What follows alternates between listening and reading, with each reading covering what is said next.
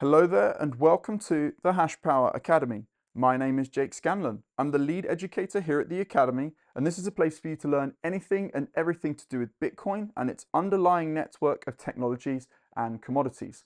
So the topic of today's video is going to look at the decline in subsidy inevitably every 4 years, the halving, but also the amount of fees per block is really low. And that is a concern to some people that the security budget, the amount of Bitcoin being distributed, say, per day in 144 blocks, that's the security budget. That's what the miners are being paid to protect the network instead of attack it.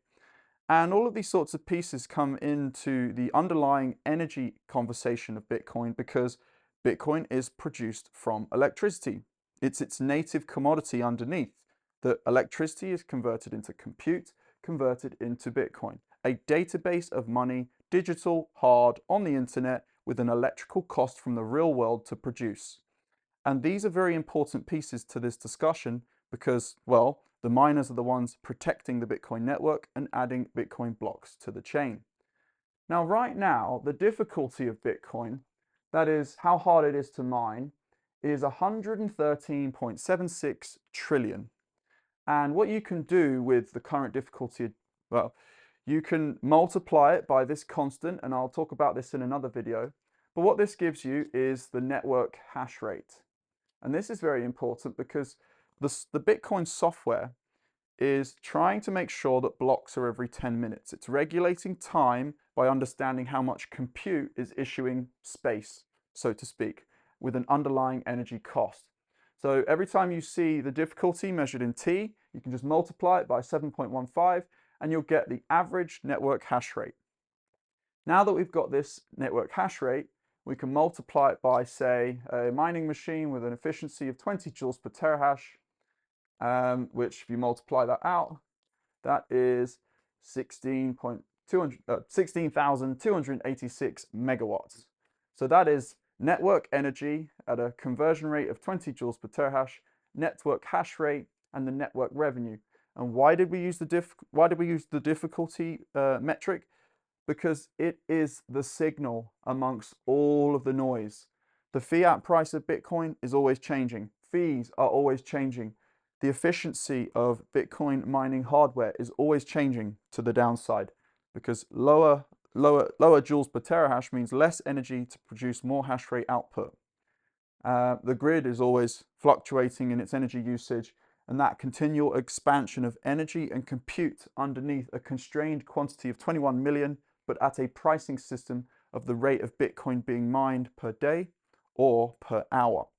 These are all very important.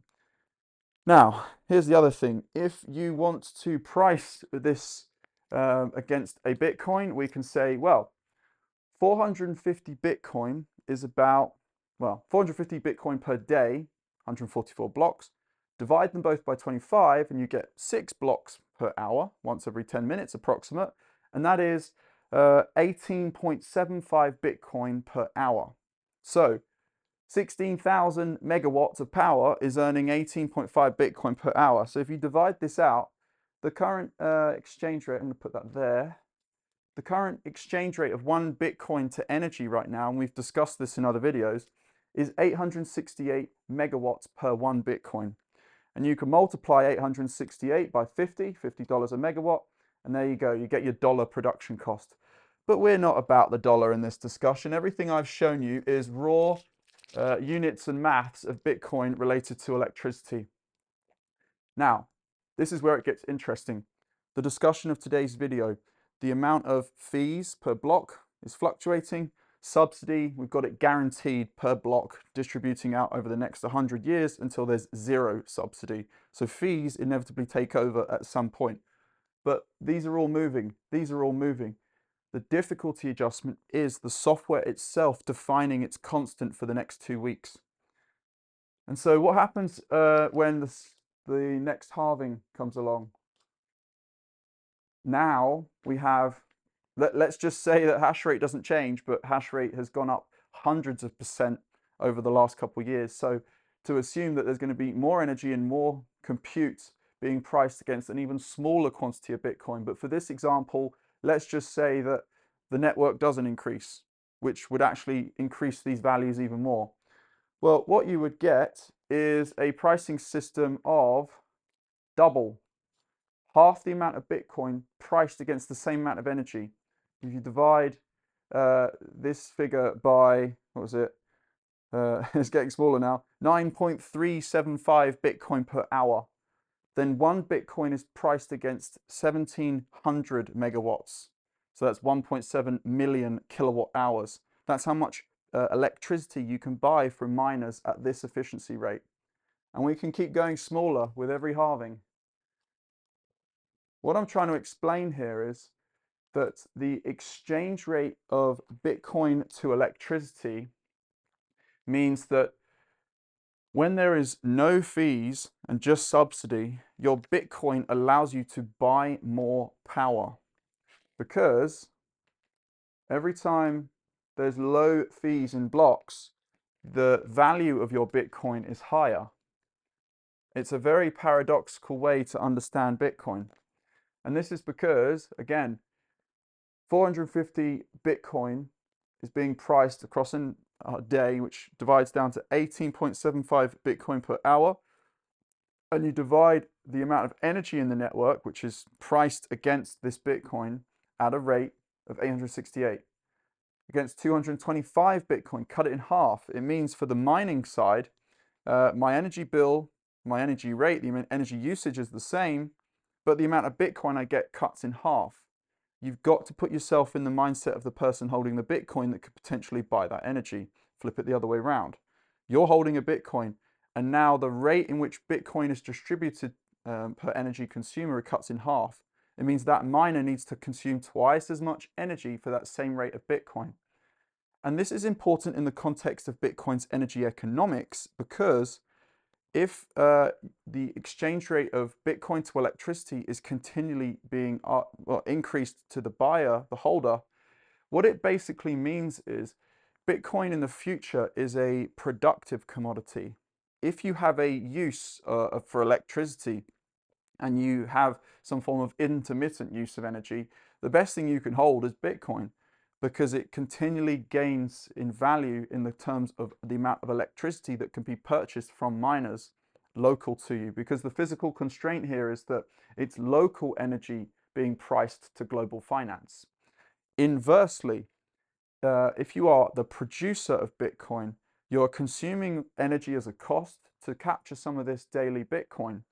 If the amount of fees were to massively increase, this raises that energy price, that you would now be buying less energy per Bitcoin. Again, it's a very paradoxical way to think of it. And this is essentially what every bull market is. In dollar terms, last cycle, the amount of Bitcoin that you would earn per kilowatt went up to like 20 to 30 to 40 cents of Bitcoin per kilowatt. And so the rate in which they would sell that power back to the grid is up to 40 cents, which is very high. And so from a dollar fiat and debt perspective, Bitcoin replaces interest rates with debt money for energy prices with energy money. And as I've said earlier on, none of this is to do with the dollar. This is completely a mathematical connection of this amount of Bitcoin per day, divide it by 24, multiply it by the hash rate. Difficulty defines the hash rate from this constant. And then from that amount of hash rate, you can multiply it to understand the amount of energy in the system. If you are on the mining side of this, you would use your own conversion rate. So if you have your own mining machines, you would understand the rate in which you're willing to sell energy. But I've used an average because once you start looking at each individual miner's exchange rate of Bitcoin to electricity, a network collective value for their energy, but a local efficiency conversion rate for their energy. You think of it in the context of the amount of Bitcoin that they will earn for their energy cost, but if they have a more efficient machine, they earn a greater quantity. So the price in terms of energy that they'll exchange for their Bitcoin or vice versa is higher. Inversely, energy producers get more older, less efficient machines. And those less efficient machines enable them to produce Bitcoin at a lower exchange rate, which means that if the most expensive, most efficient machines are closer to energy consumption and the less efficient machines are closer to production, it creates a standardized price for energy which aligns perfectly to our energy system. The closer to the producer you are, the cheaper the energy. The closer to the consumer, say the city, the more expensive the energy. So the energy economics behind Bitcoin are so fascinating, and I think I probably need to write an entire course that really breaks this down piece by piece.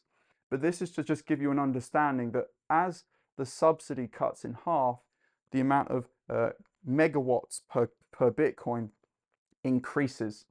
As you decline the subsidy, you increase the purchasing power of Bitcoin.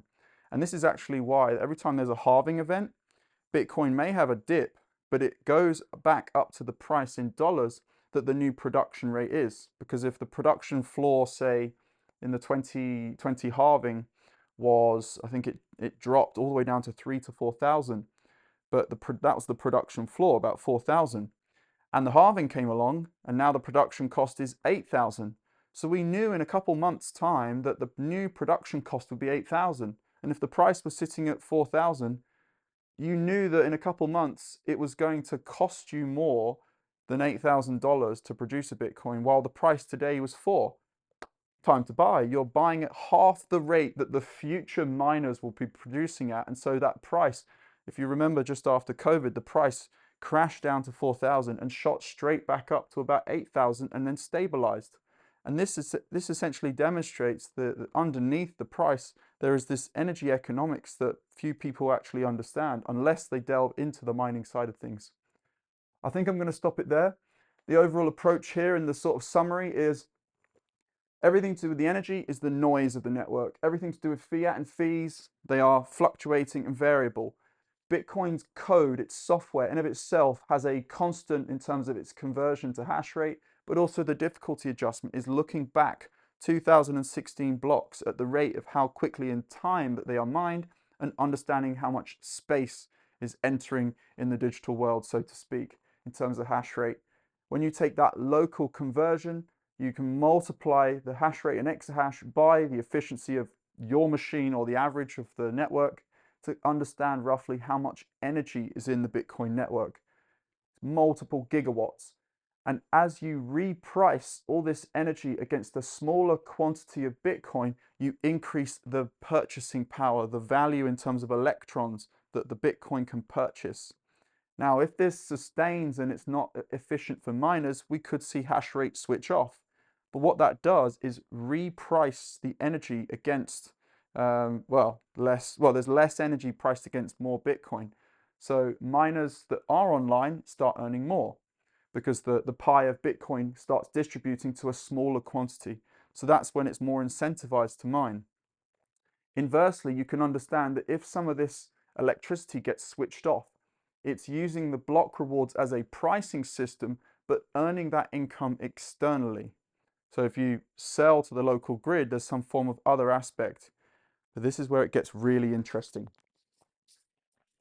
I believe the best survival mechanism for Bitcoin is to collapse the mirror image, which is, now we're showing it here as a circular economy. I haven't added time to these units other than hash rate, but this pricing system of Bitcoin to energy, the conversion efficiency of machines and the amount of Bitcoin that hash rate is earning, you've got this energy, space and time sort of conundrum of how it all fits together. These three are the physical components and these three are the digital aspects. And what you can essentially take away from this is the blockchain and the electrical grid are essentially mirror images of each other in digital and physical form. And the way Bitcoin stays alive is this circular system of connecting these two worlds.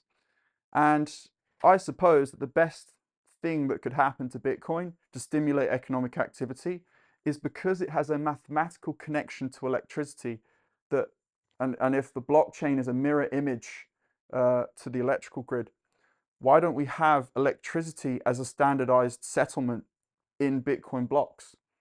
That they've got computers across every grid on the planet, and you could essentially use those computers to communicate with the blockchain for its control actions of switching on and off to stabilize grids. because if the pricing of energy was defined in Bitcoin blocks, you now have Bitcoin's intrinsic commodity on the blockchain in terms of its trade and settlement, and its stability of grids being the very thing that monetizes Bitcoin from external buyers and sellers producing energy to produce compute to produce Bitcoin. So hope this was an interesting video. It might have gone a bit weird and wonderful, but I really do think about these things, and the energy economics of Bitcoin is an entire world that, well, developing a few things in this direction that I believe that will be intrinsically valuable to the network and the prosperity of it in the future. Thank you for listening. Hope you enjoy. This video wasn't too perfect, but oh well. See you in the next one. Goodbye.